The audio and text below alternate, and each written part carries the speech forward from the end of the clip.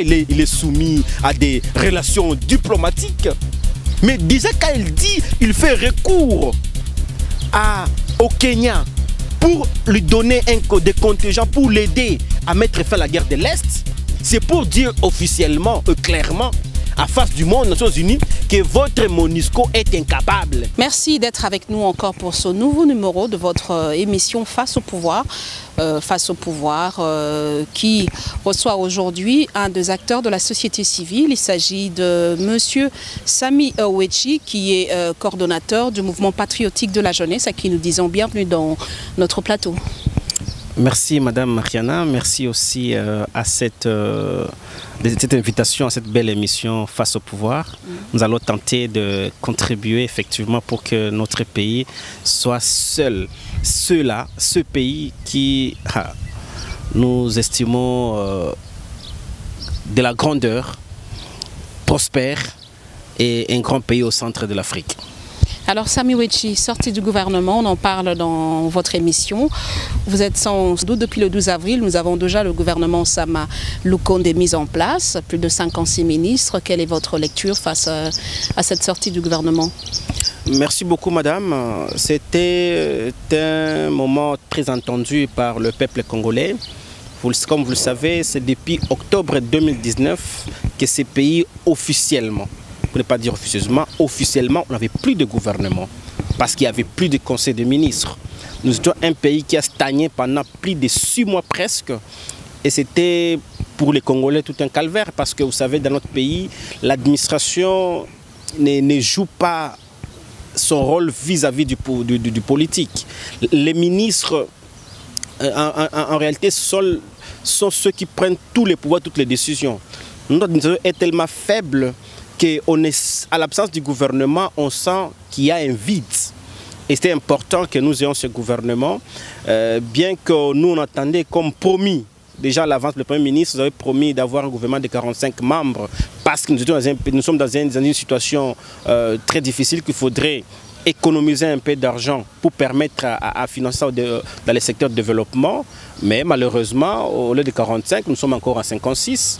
Et donc c'est toujours un peu trop que la normale. Mais nous estimons qu'avec les 56 membres du gouvernement, par rapport à leur profil, ils aspirent confiance.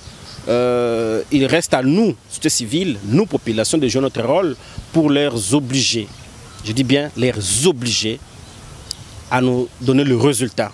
Parce que les Congos continuent toujours à pleurer, continuent toujours à s'effondrer, alors qu'on nous vend toujours des bonnes promesses, mais la réalisation ne suit pas. Et nous espérons cette fois-ci qu'ils vont faire le nécessaire pour que le peuple soit les meilleurs gagnants de leurs actions. Alors, Sammy Owechi, c'est vrai que c'est un gouvernement pléthorique, 56 membres au lieu de 45. À votre avis, vous pensez, avec ces 56 membres, qu'il y aura quelque chose de nouveau dans ce pays, qu'il y aura quelque chose de nouveau dans les réformes que nous attendons? C'est l'espoir de tout un peuple. Notre souhait, c'est que nous devons avoir effectivement du nouveau. C'est ça le souhait de toute la population. Certes, tous ont de bonnes intentions, de dire nous allons faire la différence.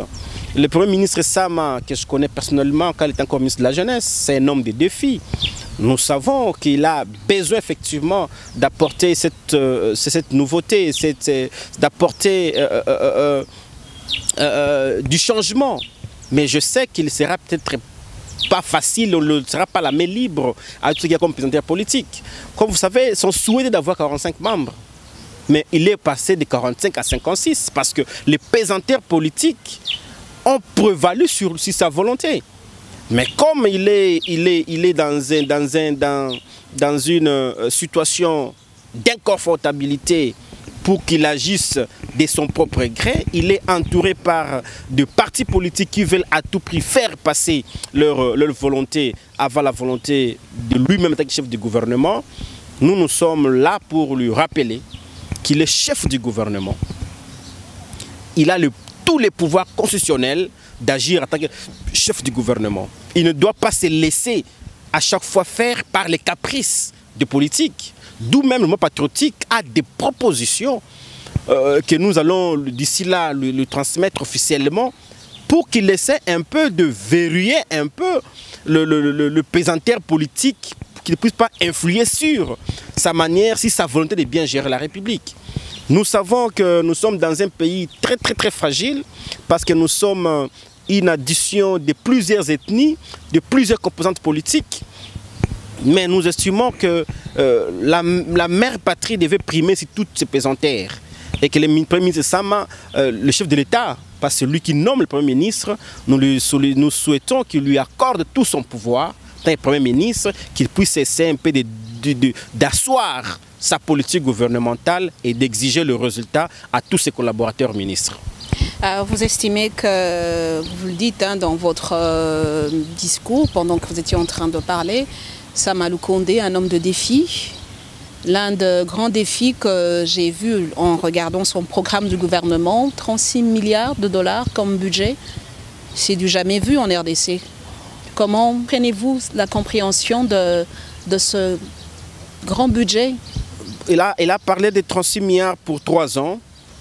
S'il faut toutes choses grandes pareilles, on peut réfléchir à 12 milliards par an.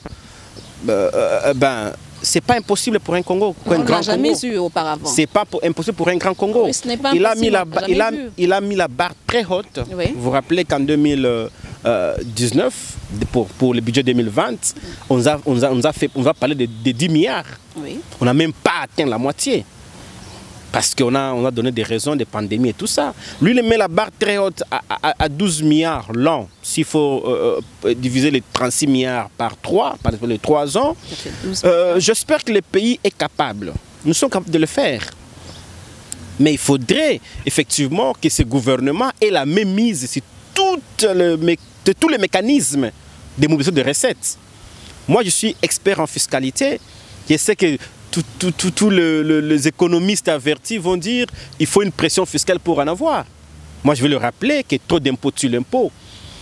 Si vous nous misons que sur la fiscalité, ce serait impossible de l'atteindre. Parce que déjà, nous tous nous réclamons le taux de douane, la douane la plus chère au monde de notre douane, la RDC. Nous risquons de ne pas trop avoir le bien. Il faut rappeler que notre économie est extravertie. Donc nous imposons tout de l'extérieur.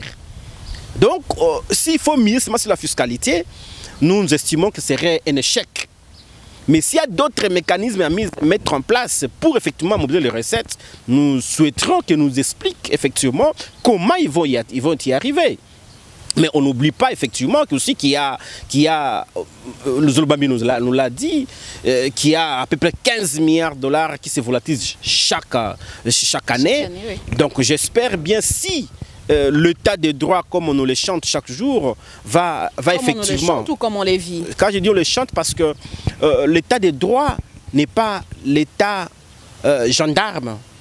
L'état de droit n'est pas l'état de quelques-uns où les uns sont des privilégiés. Vous savez, ma devise, c'est je rêve d'un Congo sans privilégiés. L'égalité des chances avec tout le peuple congolais. Mais malheureusement, ce que nous vivons aujourd'hui, certes, les tensions est bonne de dire état de droit, mais c'est quoi l'état de droit? Nous devons définir l'état de droit. Aujourd'hui, nous vivons des gens qui sont plus forts que les autres. Je ne vais pas rentrer dans les polémiques. Mais rentrons sur les cas les plus récents. Willy Bakonga et Amakala condamnés à 3 ans de prison. Pour quel fait? Parce que seulement il est sorti de la République avec 30 000 dollars. Combien de Congolais, combien de politiques quittent ces pays avec des centaines de milliers de dollars dans les poches? Ils n'ont jamais été inquiétés. On nous a appris que Willy Bakonga apparemment, il a détourné les fonds de l'éducation. Parce que jusqu'à preuve du contraire, il est encore présumé innocent. Nous avions aussi appris qu'au ministère de la Santé aussi, il y avait des soupçons de détournement. Vous remarquez qu'il y a ceux-là. 2 poids 2 mesures, vous avez comme l'impression. Effectivement, c'est ce que nous disons. Oli et de l'UDPS. C'est pourquoi nous disons qu'on ne peut pas avoir un état de droit. On le chante actuellement parce qu'on n'a pas encore senti les effets de l'état de droit. Et nous souhaitons effectivement vivre les effets de l'état de droit.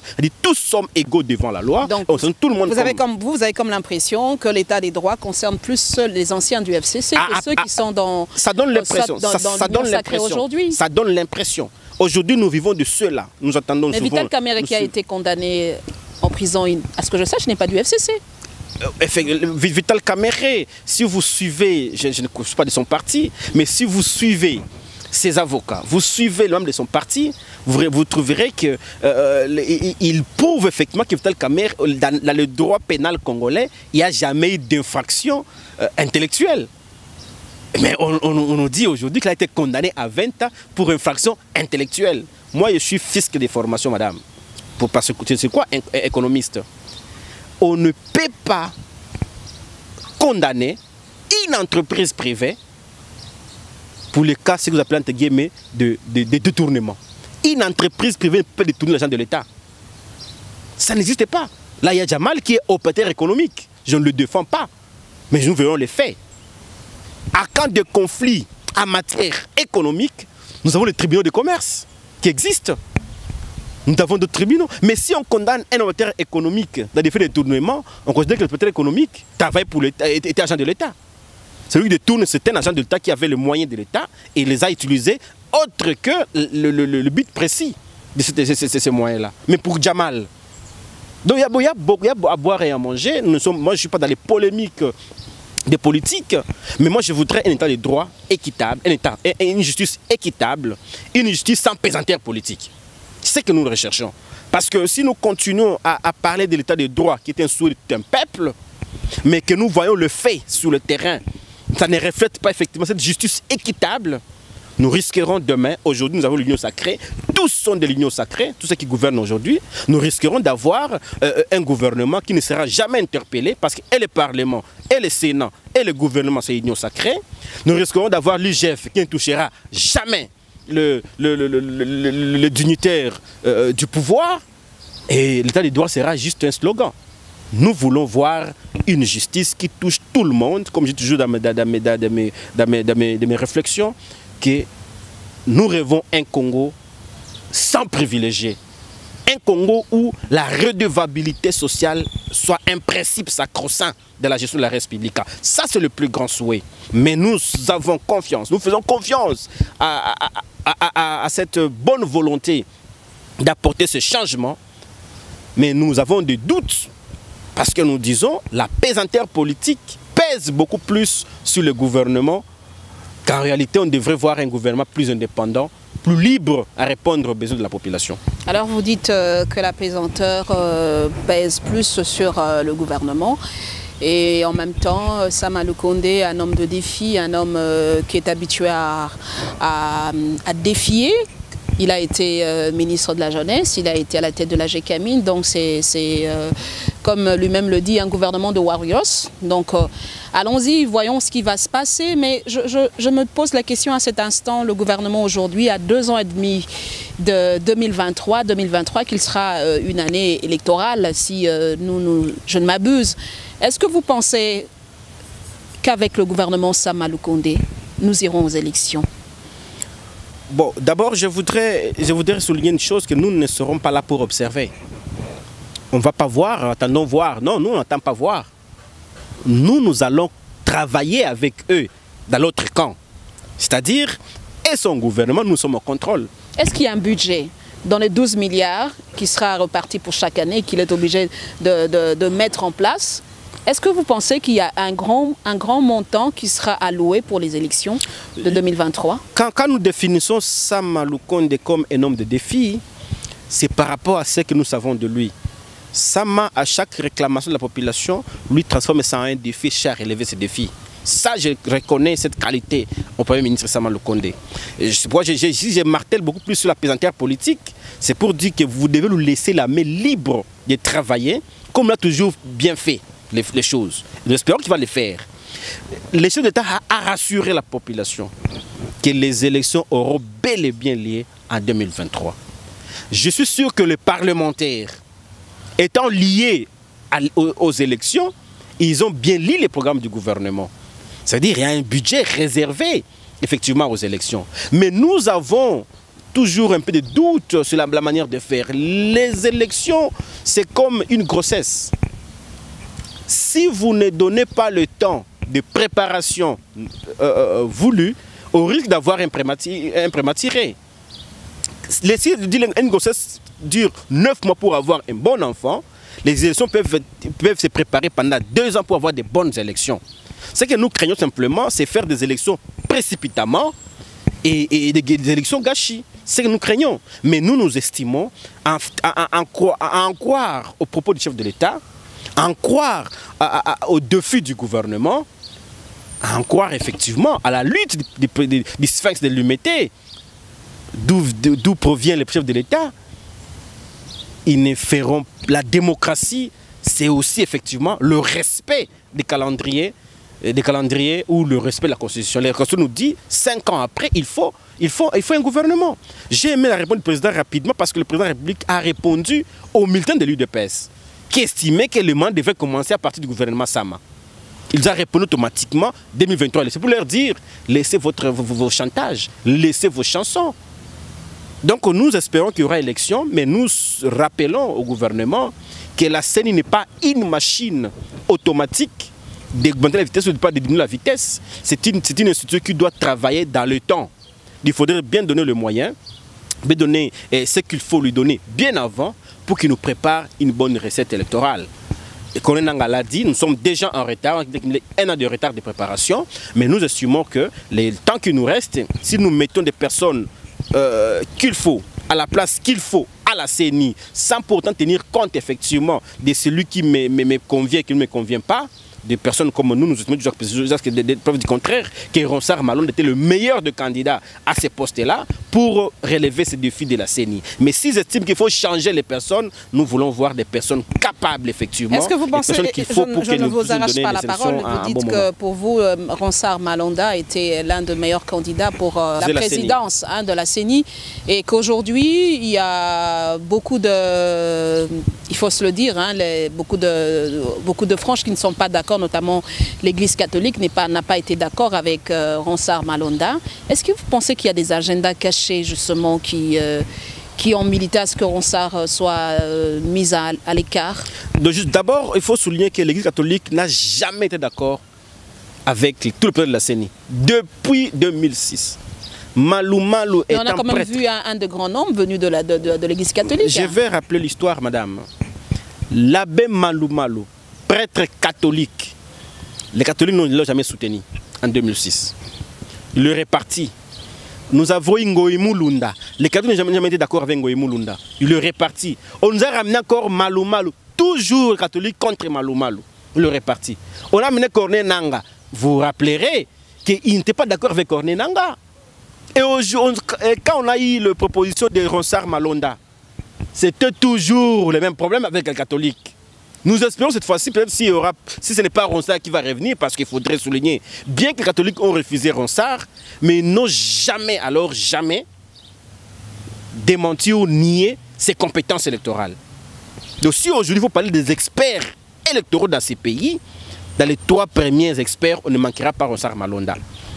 Si dans ces qualités, on n'a jamais nié, je crois qu'on devrait s'en passer des sentiments personnels des individus, des caricatures sur les gens et avoir des personnes qu'il faut à la place qu'il faut. On peut ne pas aimer la tête de Malonda, mais quand même aimer son expertise, aimer ce qu'il va nous apporter. Voyons voir ce qu'ils vont nous donner. Ce sont les conférences religieuses qui vont sortir le président de la CENI. Voyons voir. Mais j'espère que si Malonda revenait comme candidat, je ne doute pas des compétences des autres. Mais Malonda a un profil qu'il faut pour une CENI capable de relever les défis, de nous donner de bonnes élections. Mais le contraire, nous allons effectivement les observer et nous relèverons toujours nos observations quant à ceux. Mais nous sommes convaincus qu'en 2023, nous aurons de bonnes élections parce que le président de la République, c'est un défi pour lui. En 2006, l'IDP n'a pas participé aux élections, considérant que c'est déjà prédéfini, truqué. En 2011, ils ont crié au fraude électorale. Vous vous rappellerez, Papa Tshisekedi qui disait qu'il était le président légitimement élu, qui devait avoir sa légitimité.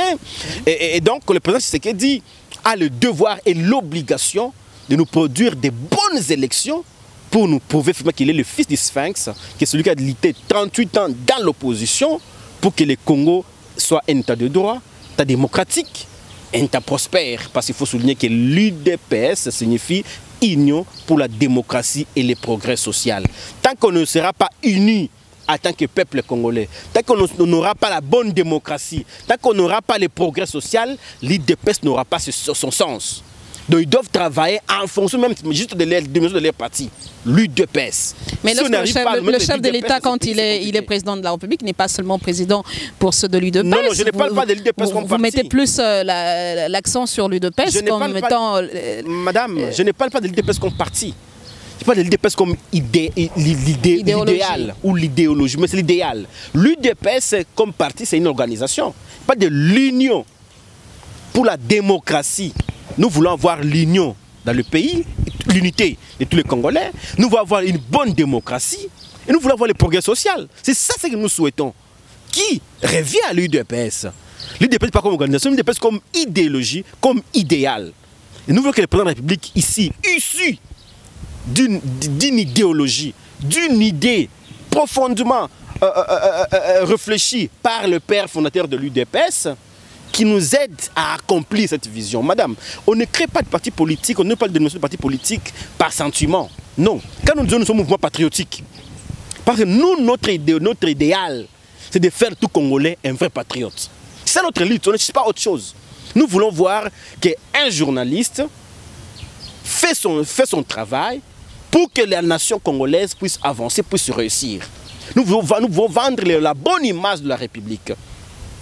Combien de réalisations, je ne vous coupe pas la parole aussi pour dire, comme vous le dites, c'est votre souhait d'accompagner les institutions de l'État.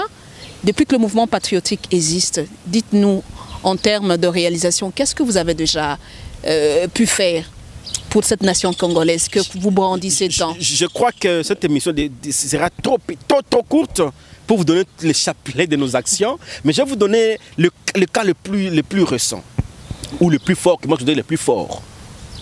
En 2015, vous vous rappelez quand vous étiez encore dans d'autres chaînes, vous me recevez chaque jour, j'étais parmi ceux-là qui disent toujours bye bye MONUSCO, le départ de la MONUSCO. Nous avons même lancé toute une campagne patriotique en 2015, dénommée Voisin Kengela Voisin. En préparation du départ de la MONUSCO, nous avions dit que la MONUSCO, 20 ans au Congo, c'était à l'époque 16 ans déjà au Congo, sans résultat, on devait leur dire au revoir à tout ce que nous avions vécu, ce qu'ils ont fait dans ces pays. Quand nous avions lancé Voisin Kengela Voisin, c'était la plus grande action patriotique de soutien aux forces armées de la République. Nous avions suscité l'esprit de vigilance de chaque Congolais pour dire, regardez ton voisin, s'il n'est pas complice. Ça peut être, nous avions appris que c'était une guerre asymétrique. Parce qu'on avait compris que c'est difficile que l'armée seule puisse résoudre ces problèmes de sécurité parce que les ennemis du Congo sont dans la population. Il faudrait que nous actionnions dans cette affaire. Nous avons exigé, nous avons demandé à l'époque qu'il y ait déclaration d'état d'urgence depuis 2015, état de siège depuis 2015. On a perduré dans notre lutte. On a écrit, on fait des déclarations, on a fait des propositions. Et qu'en 2021, on le déclare. C'est la plus grande victoire patriotique aujourd'hui. Apparemment, vous êtes satisfait avec cette annonce du chef de l'État. Nous sommes la structure la plus heureuse aujourd'hui d'entendre effectivement la déclaration de l'état d'urgence, l'état de siège. Mais ce que nous souhaitons maintenant, que cet état de siège soit effectivement accompagné par tout le monde. Notre lutte, nos propositions ont toujours eu des échos favorables, depuis le temps. On n'a jamais toujours pas voulu chaque fois vous dire on a gagné ça, on a gagné cela, parce que nous nous sommes dit notre victoire, ce n'est pas qu'une action soit exécutée, notre victoire, c'est le résultat de cette action-là. Donc nous attendons, nous, après un mois des tests de siège, voir le résultat, effectivement, de l'action de l'armée à l'Est. Et là, nous passerons pour dire, mais nous sommes satisfaits. Le mouvement patriotique a fait beaucoup de choses. Beaucoup de choses. Nous avons anéanti de 2017 à 2019 tous ces petits mouvements citoyens qui ne faisaient que peindre un tableau noir de la République, qui ne voyaient que le sang du Congolais couler pour crier. Nous sommes de ceux-là qui estiment qu'on ne peut pas attendre le larmes des gens couler pour les apporter les papiers mouchoirs et les soulagements. Nous sommes de ceux-là qui doivent éviter que les larmes des Congolais coulent. Et notre lutte, c'était effectivement de vendre le pays positivement, de susciter le peuple congolais à s'actionner, à se donner effectivement cet amour patriotique de sauver la République. N'attendons pas qu'on tue les gens pour que vous dites « Babomi Batukuna ». Non, nous voulons dire comment permettre à ce qu'il n'y ait pas de tuerie des gens. Si seulement en 2015, 2016, tous ces mouvements citoyens, avec tout ce qu'ils avaient comme vigueur, tout ce qu'ils avaient comme courage, avaient compris notre message, madame, on ne serait pas à ce stade d'aujourd'hui avec l'histoire de la MONUSCO, de tueries à tout moment. On ne serait pas aujourd'hui. Quand nous disons que c'était de dire les jeunes se mobilisent, se mettent ensemble pour commencer à surveiller dans nos quartiers, dans nos avenues, voir qui sont les suspects, les dénoncer. Mais les gens n'ont pas compris notre message. Ils étaient derrière des $100 par jour quand on vous arrête, derrière des petits voyages avec les MOP de la MONUSCO. Société civile aussi, il faut dire, faut ajouter aussi par moi, effectivement, juste société civile, je montre nos actions patriotiques en faveur de notre armée, de notre police. Mais nous regrettons effectivement l'inaction de la presse, l'inaction des politiques, l'inaction d'autres sur la société civile, notamment les mouvements citoyens, qui ne comprenaient pas qu'il faut se soutenir depuis le temps notre armée. Et aujourd'hui, comme ils ont compris, nous sommes les plus heureux. Et j'espère qu'ils vont encore continuer effectivement à mettre leurs moyens en place avec tous leurs partenaires qui donnent toujours des moyens, voir s'ils vont donner leurs moyens pour que les choses avancent. Madame, je vais vous rappeler une chose, en 2016, nous sommes allés vers un partenaire extérieur. Dans notre cahier de charges, notre programme d'action, il dit aux caméras, Gordon Samy, vous avez de très bons projets pour la République. Mais nous, en tant qu'organisation nationale, on ne finance pas des actions des vœux patriotiques. Parce qu'avec ça, ça va finir notre boulot au Congo. Madame, avec larmes aux yeux. Mais nous espérons qu'aujourd'hui, beaucoup de Congolais ont compris et que nous allons soutenir notre armée, notre gouvernement pour éradiquer les problèmes à l'est de la République. Merci beaucoup Samy Wechi. Nous allons peut-être d'ici peu finir avec notre intervention, allais-je dire. Il y a encore d'autres questions. C'est vrai que la question de la guerre de l'Est, c'est une question qui remonte depuis des années et que nous espérons qu'on trouvera une solution puisque c'est la volonté du garant de la nation, c'est aussi la volonté du chef de l'exécutif, le Premier ministre Sama Lukonde, qui veut vraiment faire de cette crise son cheval de bataille, donner des solutions. Mais il y a une autre question qui, si nous revenons toujours au gouvernement Sama Lukonde, c'est vrai que c'est un gouvernement d'union nationale, on vient de plus, les gens sont formés, l'union sacrée pour la nation, l'union sacrée pour la nation. Comment voyez-vous l'avenir de l'union sacrée pour la nation? Parce que tout à l'heure, là, pendant que vous parliez, vous avez dit qu'il faudrait...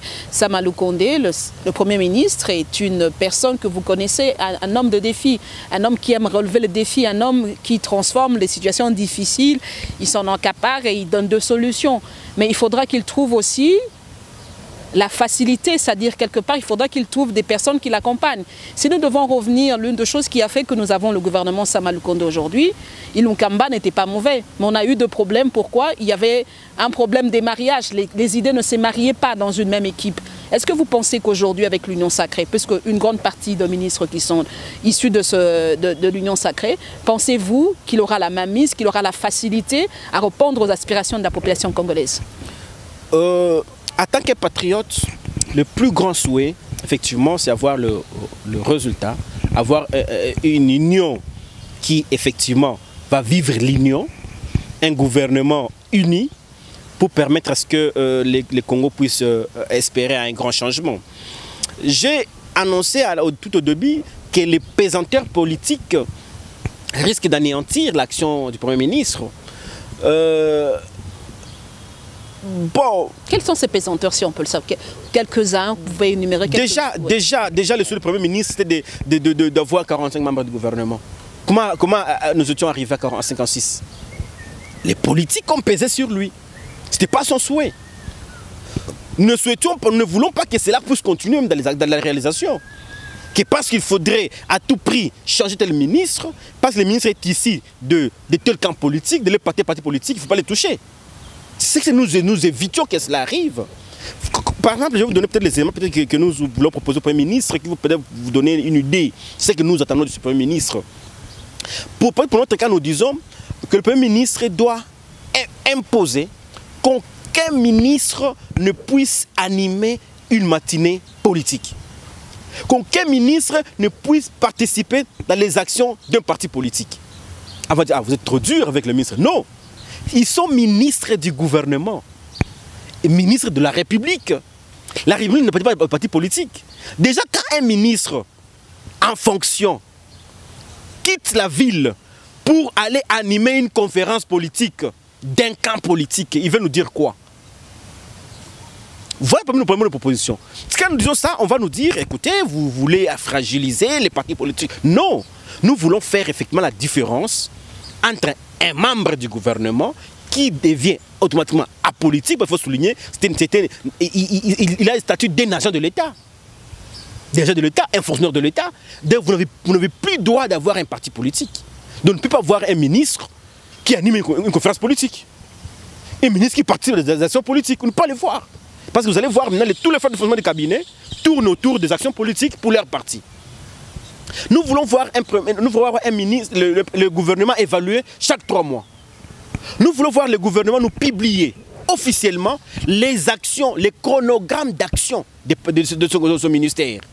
Et nous, population, et ensemble avec les députés, commençons à évaluer chaque action du gouvernement comme prévu sur le chronogramme. Mais vous allez voir que quand il faut sanctionner un ministre qui n'a pas réalisé son chronogramme, vous vous acharnez contre tel parti politique. Quand nous entendons des meetings politiques qui disent à Madame Rose, qui est de la société civile, Madame Rose, tu as la justice nous appartient à nous, l'UDPS. Ça fait mal quand un parti politique laisse parler comme ça ses militants. La justice appartient à la République, non pas à un parti politique. C'est lui qui entend parler de ceci, Madame Rose, Moukamate, c'est du n'importe quoi. Nous voulons voir effectivement de la justice équitable. Il ne faudrait pas que les partis politiques commencent déjà à intimider effectivement les ministres pour dire que ça nous appartient. Ah non, donc vous remarquez madame qu'il y a des camps politiques qui vont chercher à peser sur le Premier ministre parce que les Premiers ministres ont dit tu es nommé par le chef d'État, le chef d'État du parti politique, il faut agir à sa faveur. Non, agissez en faveur du gouvernement, en faveur du peuple. Et là, les partis politiques ne vont pas peser sur ces gens-là. Et nous estimons que le Premier ministre, un homme qui a la culture de démission, il faut souligner qu'Adem qui avait démissionné du ministère de la Jeunesse, avait démissionné. Si il s'estimerait qu'il est maintenant bloqué par l'intérêt politique, il va officiellement démissionner de ses fonctions et pour montrer la face du monde. Merci encore de nous suivre, chers téléspectateurs. Si vous suivez Face au pouvoir, vous êtes bien dans votre émission Face au pouvoir en direct de votre chaîne Géopolis TV. Je le rappelle, nous avons reçu pour vous Samy Ouetti, acteur de la société civile, coordonnateur du mouvement patriotique. C'est avec lui que nous parlons sortie du gouvernement et quelles sont les attentes de la population face à ce gouvernement. Alors, Samy, c'est vrai que l'une des grandes promesses du chef de l'État, il faut le dire, hein, c'était lors de la campagne en 2018, il avait promis qu'une fois élu président de la République, il ferait du Grand Nord son QG, son quartier général. Alors aujourd'hui, avec l'état des sièges, j'ai comme l'impression que les gens ne comprennent pas comme il se faut. On a comme l'impression que l'état des sièges, ça sera différent de la promesse du chef de l'État. Parlez-nous un tout petit peu. Je voudrais d'abord dire que le chef de l'État n'est plus dans cette phase de promesse, dans la phase de réalisation. Un chef de l'État ne promet pas, il le réalise. On l'attend au résultat. Le chef de l'État nous a promis, pas de campagne, qu'il ne fermerait pas l'œil. Il est même prêt à laisser sa peau pour que l'Est, la paix, revienne à l'Est. 2 ans après, il déclare l'état de siège. C'est plus fort même que juste placer le QG là-bas, c'est plus fort que ça. L'état de siège sous-entend que l'administration politique et administrative devient militaire. Donc nous aurons un gouverneur militaire, un vice-gouverneur, pour le cas échéant, un policier. Les chefs d'avenue, de rue, de quartier seront des militaires. Donc c'est un renforcement des dispositifs sécuritaires et militaires dans un coin de la République. Donc l'Est et l'Ituri aujourd'hui est militarisé dans l'administration, est militarisé dans les juridictions même du judiciaire. Donc c'est plus fort que juste placer un KG. Nous disons dans un mois, est-ce qu'une mission qui de plus de 20 ans, une force dite internationale, la MONUSCO, a fait plus de 20 ans pour mettre fin à la guerre de l'Est, n'a pas réussi, est-ce que nous allons le réussir dans un mois? C'est la grande question. C'est possible. Avec quel budget? La MONUSCO avait plus d'1 milliard de budget, avait les drones, avait des armes, des munitions extraordinaires. Mais ils avaient comment pas la volonté. Ils n'ont pas su mettre... Ils n'avaient pas la volonté. Ils n'ont jamais eu la volonté d'accompagner. Vous avez une raison patriotique. Quand nous, on disait que la MONUSCO est une mission de touristes au Congo et non pas une mission de paix.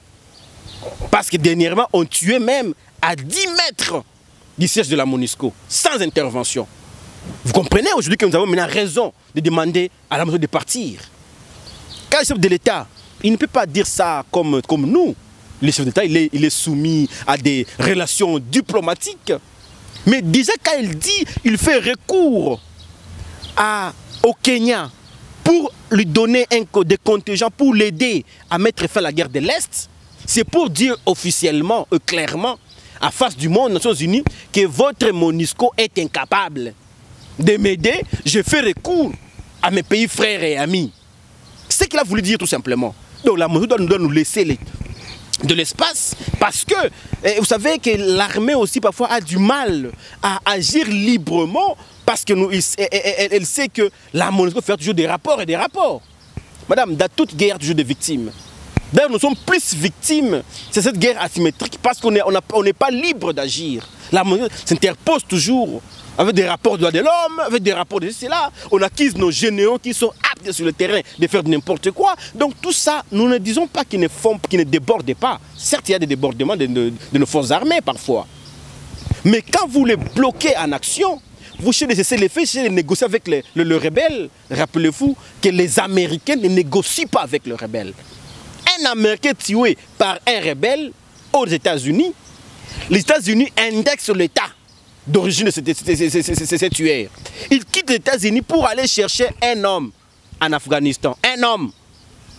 Ils ont même placé des KG dans les États-Unis, de l'armée américaine, en Afghanistan, en Afrique, pour chercher un homme, Ben Laden, parce qu'il a commis un crime, les sols américains. Maintenant, au Congo, en RDC, où nous comptons aujourd'hui plus de 13 millions de morts. 13 millions de morts. Donc la barbarie à l'Est a tué plus que Covid-19 en Afrique. Seulement au Congo. Aucune déclaration aux Nations Unies, s'il vous plaît, pour dénoncer ce genre de crime en RDC. Et quand vous le dénoncez, vous êtes, dites-moi, personne pointée dans le noir, dans les corbeilles. Madame, ça fait trop mal. Nous disons Nations Unies. Qu'est-ce que fait Nations Unies? La paix dans le monde. Mais lorsqu'on tue dans un état 13 millions de morts, le président est tout puissant, ne se prononce même pas, ne condamne même pas. Madame, je vais vous souffler un secret aujourd'hui. Si un président américain dit juste un mot à tous ces rebelles à l'Est, et la guerre prendra fin. Automatique. Parce que ces gens-là ne sont pas là pour rien. Ils sont là parce qu'ils veulent exploiter illicitement nos minéraux. Qui sont les bénéficiaires de ces minéraux? Qui sont les acheteurs? Ils sont connus. Vous avez les rapports mapping. Vous avez les rapports sur les minéraux de sang. Ils sont connus, les acheteurs sont connus. Il suffit juste une sanction. De dire tout minerai qui proviendrait de l'Est de la République, sans passer par tel circuit du gouvernement, qu'on appelle des minéraux du sang, ne sera pas vendu sur le plan international. Les groupes armés vont se retirer des forêts. Parce qu'ils ne vivent que de ça. Ils se nourrissent que de ça. Madame, dans notre pays, on ne peut pas vivre dans la forêt pendant plus d'un mois, 2 mois, 3 mois et revenir. On ne peut pas. Comment un militaire peut vivre dans la forêt, vivre en bonne santé, normalement, et on connaît bien les situés. On dit qu'ils sont à 200 km de la forêt, des parcs de Virunga. On dit qu'ils sont là. Qui dit c'est la MONUSCO, qu'ils sont là. Comment on n'arrive pas à aller vers eux et les chasser? Mais on les laisse là. On vous dit, l'armée congolaise, stoppez-vous ici. Et ils sont là. Pendant plus de 20 ans. Madame, ça fait trop mal.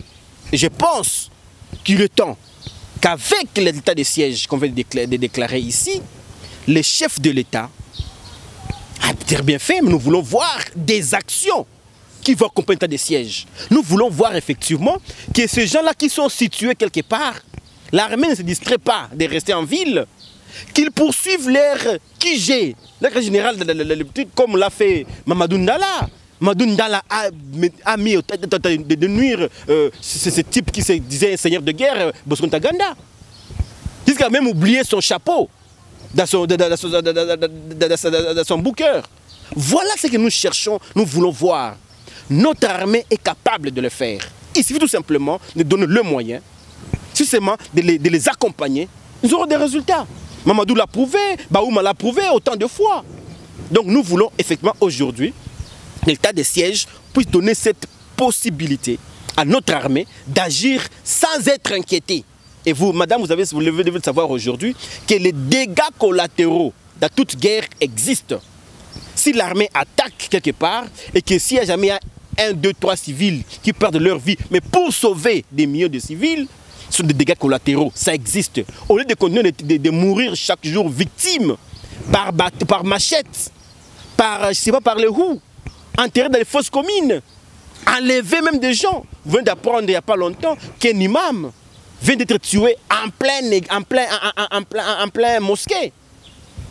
Tout ça, ce sont des trucs qui essaient un peu de révolter le mouvement patriote. Ça nous révolte. Et nous voulons effectivement voir cette action d'état de siège puisse donner le résultat. C'est un mois, certes, mais c'est un mois que tous nous devons accompagner l'armée, accompagner le gouvernement, accompagner notre service de sécurité pour que nous puissions effectivement mettre au état de nuire tous ces groupes armés qui nous dérangent. Et nous voulons qu'ils les poursuivent. Le Rwanda cherche toujours à poursuivre les intérêts amoués, même sur le sol congolais. Mais nous gardons les intérêts amoués, nous gardons les Rwandais ici chez nous. Et nous savons là où ils sont bien situés. Allons vers ces gens-là. Allons les mettre dans... Parce que, madame, je manque parfois le mot, mais ça me dérange. Ça me dérange de voir un État comme la RDC, comme le Congo, un pays hospitalier, un pays généreux, un pays où, je vais dire, Dieu même vit ici. Mais on n'arrive pas à imposer la paix chez nous. Le gouvernement congolais a l'obligation. J'ai aimé la fois du Premier ministre qui a dit la guerre à l'Est n'est pas une priorité, mais c'est une urgence. Et donc, comme c'est une urgence, j'espère que dans ces 1 mois, il va avoir le résultat. Madame, à l'Est, les biens, la nourriture pourrit à l'Est là-bas. Ça pourrit là-bas. Les gens n'arrivent même plus à aller cueillir les choses que Dieu nous donne naturellement. Parce qu'ils vont subir des atrocités, ils vont subir des morts. Mais nous voulons maintenant voir cet Est de la République, ce coin béni. Béni, c'est un coin béni. Les gens voient béni comme béni, béni et non. Mais c'est béni veut dire la bénédiction de Dieu pour ce Congo. Tant que ce béni-là ne sera pas en paix, la République du Congo ne va pas décoller. Si le Premier ministre veut effectivement relever le défi, rappelez-vous que le président Obama a réussi à briguer le 2e mandat et gagner les élections, pas seulement là tuer un homme. Ben Laden qui a déstabilisé les États-Unis. Si aujourd'hui le Premier ministre essaye de trouver la solution au problème de l'Est, il sera le meilleur des maires des premiers ministres de ces pays. Et nous tous allons l'accompagner. Pourquoi pas demain le propulser aller un peu plus loin que ça. Voilà, nous allons finir par ici. Juste votre dernier mot de fin. Notre dernier mot, c'est pour cette émission. Ceux qui vous suivent en cet instant. À cet instant, nous devons rassurer la population congolaise que le mouvement patriotique continue à travailler pour permettre à ce que les Congolais vivent en paix et que les Congolais jouissent effectivement de cette bénédiction de Dieu. Nous avons tant de projets, mais le plus grand projet que nous voulons monter à ce stade, c'est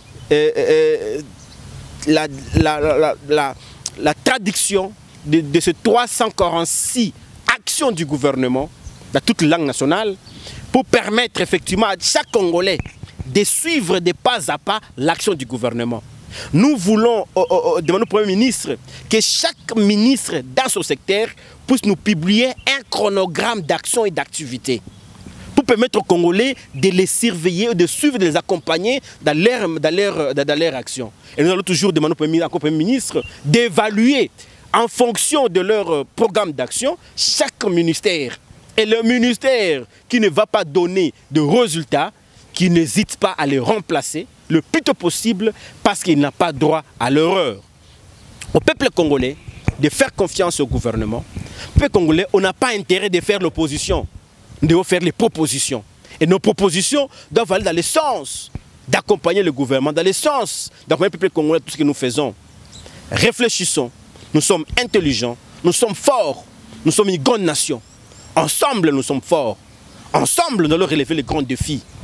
Nous vous invitons tous ensemble d'être de vrais patriotes parce que le Congo a besoin de ses fils et filles pour relever, effectivement, pour trouver des solutions à tous nos problèmes. Le grand défi, c'est la sécurité. Le grand défi, notre grand opposant, c'est la faim, c'est l'insécurité. Notre grand opposant, c'est tout ce qui ne va pas dans notre pays. Ensemble, soutenons-nous mutuellement pour permettre à ce que ces Congos puissent un jour sourire en paix pour que le peuple congolais enfin puisse se ressortir la tête et devenir ce grand peuple au centre de l'Afrique et pourquoi pas au monde. Voilà, merci à vous Samy Oueti. Je rappelle que vous êtes coordonnateur du mouvement patriotique Frange appartenant à la société civile. Vous avez été l'invité de notre émission Face au pouvoir. Merci à vous d'avoir répondu à notre invitation. Face au pouvoir, merci à vous d'avoir C'est moi qui vous remercie, madame. À notre invitation. Voilà, c'est déjà la fin de votre émission Face au pouvoir. J'espère que vous avez été nombreuses et nombreuses à suivre cette émission. Nous avons reçu pour vous aujourd'hui votre humble serviteur, comment je dirais-je, il a beaucoup de casquettes, mais nous l'avons pris aujourd'hui dans sa casquette de coordonnateur au sein du mouvement patriotique appartenant à la société civile. Merci beaucoup, Samy Oueti. C'est moi qui vous remercie. Au nom de toute notre équipe technique, je vous dis merci et je vous retrouve pour un prochain numéro.